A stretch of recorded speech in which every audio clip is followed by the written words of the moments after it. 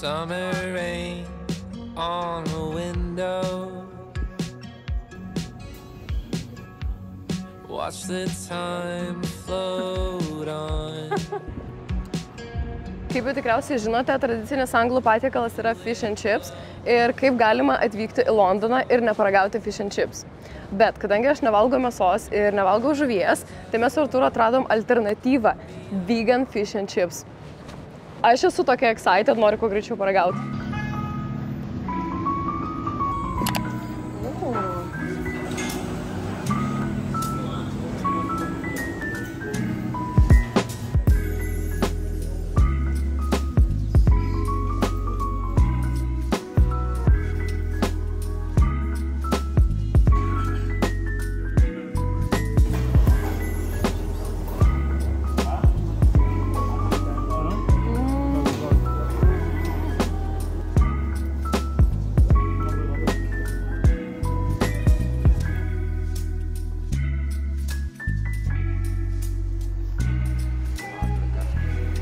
Wow, jeigu gyvenčiau Londone, tai tikrai norėčiau gyventi šitame rajone. Man nerealiai patinka šitie Londono stiliaus namukai su šita vat juoda tvorelė, čia aplinkui baltai ir tos juodos durys, tokios tipiškos, ikoniškos durys Londono. Nu labai gražus įėjimai.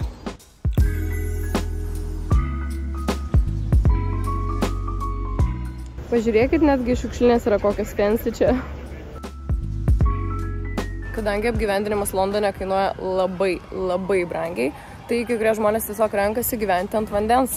Dabar eisim pažiūrėti, kaip gyvena visi šitie žmonės. Va, jūs tik pasižiūrėkit. Va, čia yra žmonių namai. Ir taip tęsiasi per visą kanalą. Va, čia taip laiko savo dviratukus.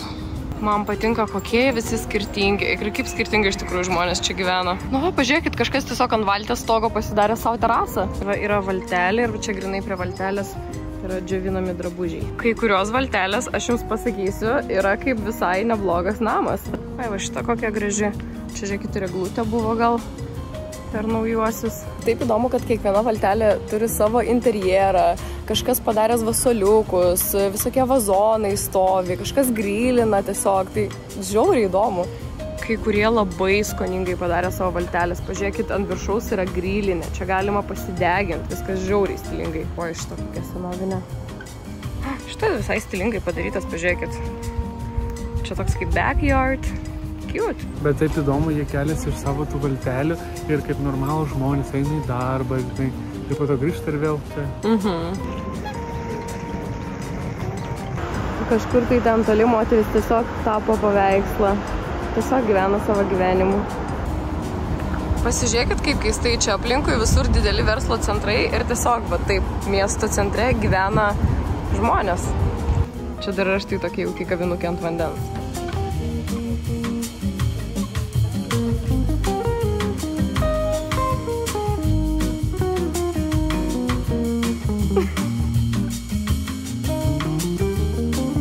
Kaip čia viskas atrodo jauku.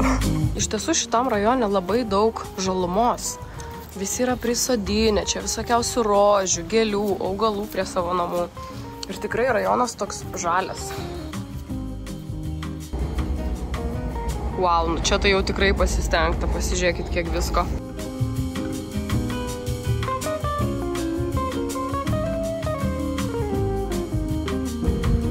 Kažin, ar čia katinų garbiai pavadinta. Ta prasme, ant kiek Londonas yra gražus. Bent jau tie rajonai, kur mes buvom, tiesiog aš liko ant tiek nustebinta, jūs neįsivaizduojat. Nerealiai gražus miestas.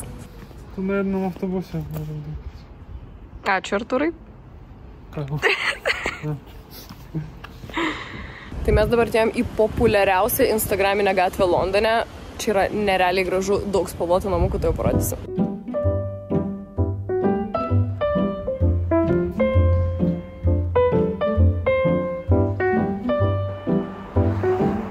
Ir kažkur tai čia šitose namuose gyvena tiktokeris, kuris visą laiką filmuoja žmonės, kurie fotkinasi prie šitų namelių. Ir jisai visą laiką juos filmuoja ir tyčiojasi iš jų. Va, pasižiūrėkit, čia irgi padaryta juosta, kad žmonės neliptų ant laiptų ir nesifotkintų. Tai va, lack of privacy, čia yra ta kaina, kurią žmonės sumoka gyvendami tokiose gražiose gatvėse.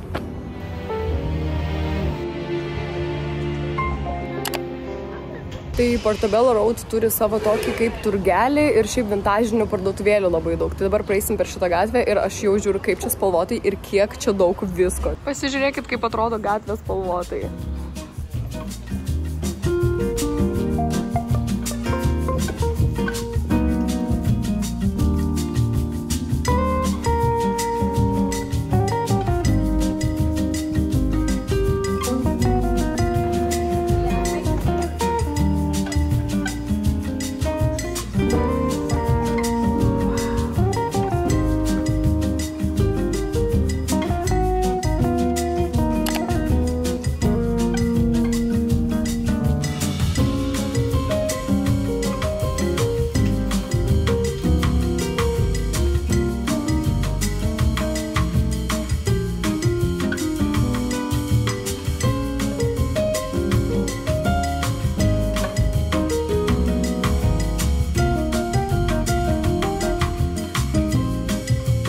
Mes nusprendėm paskutinę mūsų pobuvio dieną prieš išskrendant ateiti į šitą kino teatrą. Beje, dauguma sako, kad aš į Goslingą panašus. Nu, ne, rimtą veidą padaryk kaip jis. Ne, rimtą, nepyktą. Nu, Artūrai! Parodyk, Artūrai, ką nupirkom. Čia bus mūsų draugai. Yra labai draugiška, pagalva. Labai draugiškai draugai. Pažiūrėkit, kaip gražiai metro atrodo.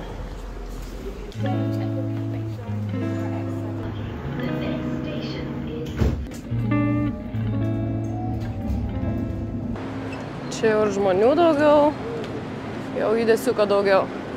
Kaip kietai čia atrodo verslo rajonai, čia kartu senoviniai pastatai, tada štai tokie stikliniai aukšti pastatai, tada tenais iš viso yra bažnyčia. Žiauriai gerai atrodo viskas kartu.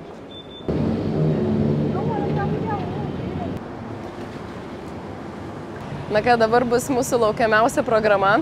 Tai Artūras mums nupirko bilietus į Tottenhamo Man City futbolo rungtynės. Tai nežinau, ten yra kiek vietų stadionas? 62 000 vietų stadionas. Mes tokie excited, žiauriai laukiam. Mes jau artėjom link stadiono ir kokie čia maštabai, kiek čia žmonių tiesiog.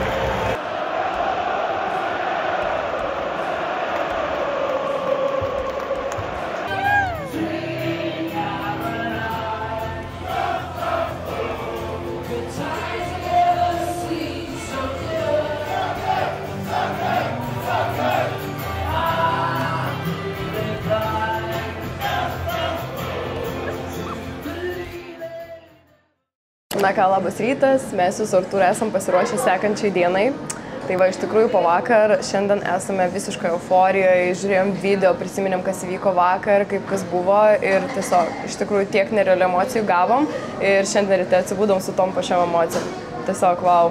Na, o šiandien laukia nemažiau įdomi diena, nes šiandien važiuojam į Warner Brothers studio, į Harry Poterio muziejų, dėl ko mes irgi labai excited. Aš manau, kad turėtų būti žiauriai įdomu, nes ten bus originalūs stage'ai, kostiumai, dekoracijos, tai, nu, turėtų būti žiauriai įdomu.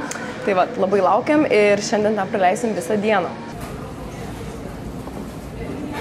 Tai kadangi turim mažai laiko iki išvykimo, tai tiesiog užsukom į Pret, pasiėmėm kavutės sumuštinių, vratos. Dabar turim pusvalanduką pavalgyti ir tada jau išvykstam.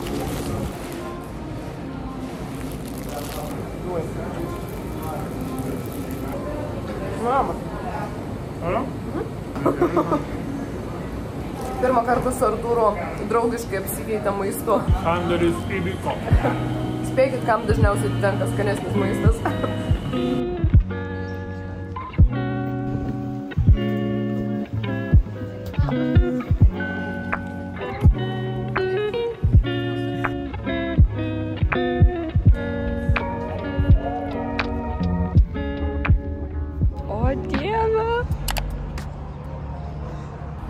Mes atėjom prie įėjimo, pasižiūrėkit, kaip mūsų jau pasitinka.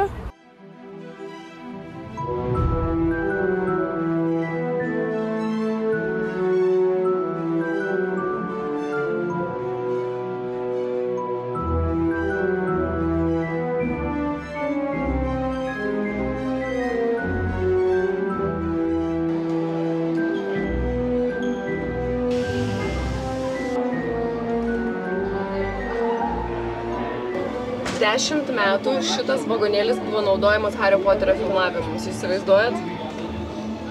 Kai kėdės, kas atrodo? Vagonėlis filmuoja? Ja. Žiūrėk, čia va šitie va kur. Ir matai čia, kur tie užsipuolė. Tai ir viskas buvo šalta. Žiūrėkit, čia yra setas iš pirmos serijos, kur Haris su Ronu susipažino ir valgė saldainius, o čia jau yra paskutinis setas ir tikrieji jų kostiumai, kurie buvo naudoti filmavimams.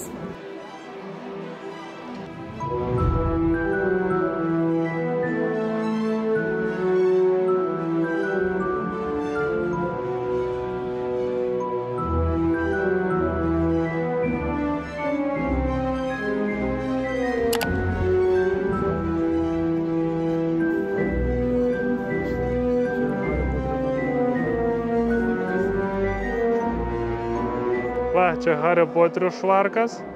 Ir čia va viskas, kas buvo panaudota, žinai, kad čia va pagadinti šitą švarką. Čia turim Voldemortą. Bet tu supranti, Dumbledore.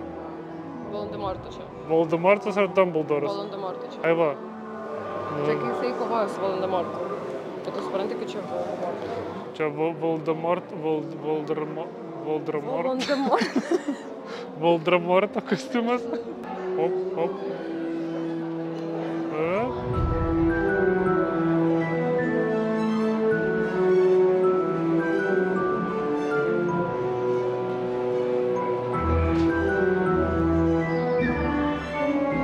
Baudžiam vėją. O, jau išsirės.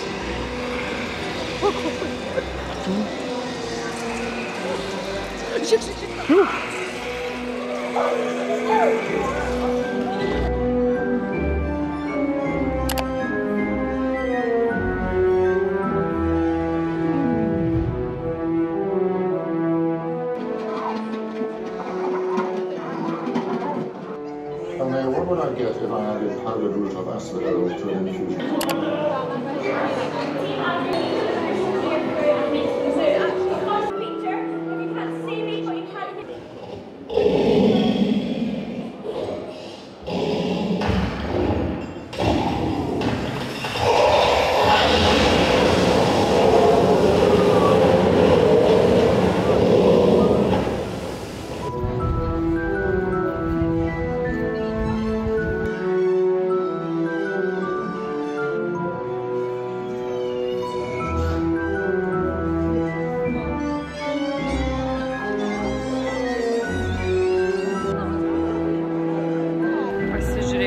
Čia yra desertų.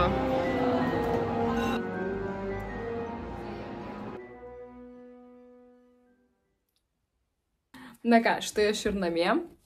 Tai nusprendžiau jums įrašyti savo įspūdžius iš Hario Poterio muziejaus, kadangi mes po muziejaus tiesiog visiškai buvome mirę, neturėjome jėgų apskritai nei kalbėti, nei kažką gyvenime veikti, tai va, nusprendžiau dabar įrašyti. Tai įspūdžiai iš Hario Poterio studijos tiesiog wow, ta prasme, neįmanoma apsakyti, ant kiek buvo kietai, koks buvo didžiulis maštabas šito viso. Studija buvo tiesiog gigantiška, mes tiesiog apžiūrinėjom salę po salės, ten buvo ir bankai, ir miestai, ir pilys, ir miškai, ir aš realiai jums čia parodžiu tik mažiausią dalį visko, kas ten buvo. Aišku, fiziškai negalėčiau viską tiesiog nufilmuoti ir sumontuoti ir sutalpinti čia į vieną video, tai tikrai, jeigu esate žiūrėję Harry Potterį, jeigu jaučiate bent kokią nostalgiją Harry Potteriui, tikrai kartą gyvenime privalote nuvykti tenais. Man atrodo, šita studija buvo viena iš įspūdingiausių vietų, kur aš apskritai esu buvusi per paskutinius kelis metus. Šiaip mes su Artūru pasiėmėm turą 4 valandom ir mes tikrai gan skubėdami, gan greitai praėjom viską. Bet jeigu neskubant, jeigu tikrai viską perskaityt, viską gerai apžiūrėti, tai manau tikrai užtruktų ir 7 valandas. Taip pat primenu, kad viskas, ką mes matėm, tai buvo absoliučiai originalūs steidžiai, originalūs dekoracijos, originalūs kostiumai, kurie buvo filmavimuose. Čia viskas yra originalai. Ir žinoma, tiek metų žiūrint Harry Potterio filmus ir dabar pamatyti realybėj viską, čia yra wow. Taip pat išdavė labai daug paslapčių, kaip ką filmavo, kaip ką judino, kaip buvo kuriami visokie personažai. Nu tai žiauriai įdomu iš tikrųjų. Tai tikrai nuo mūsų su Artūru didžiausios rekomendacijos, nuoširdžiausios nuvykti į šitą studiją. Tikrai, jeigu turėsite galimybę, jeigu būsite Londone, būtinai. Čia yra tiesiog must visit. Kalbant apie Londoną, Londonas mums pasitiko nuostabiai. Mums tikrai labai patiko šitas miestas, patiko žmonės. Mes jautėmės kaip namie. Tai iš tikrųjų labai patiko Londonas. Aš manau, tikrai dar sugrįšime. Galbūt galėjau jums daugiau papasakoti, daugiau bendrauti, bet tiesiog tuo metu sirgau ir jaučiausi labai blogai. Tai realiai iš savo savijautos, manau, ištraukiau maksimum. Tai ką, žinau, kad šito video laukėt labai ilgai. Ačiū, kad pažiūrėjot. Pagaliau jis išėjo. Užtrukau ilgai vien dėl to, kad buvo nerealiai daug medžiagos ir aš nežinau, kiek valandų praleidau tiesiog atrinkdama medžiagą, kad video nesigautų per ilgas. Realiai čia buvo mano pats sunkiausias video iš visų, kurios iki šiol dariau. Tai va, tai būsiu labai dėkinga, jeigu paspausit like, kažką pakomentuosit, pasubscribinsit šitą kanalą ir iki kito karto.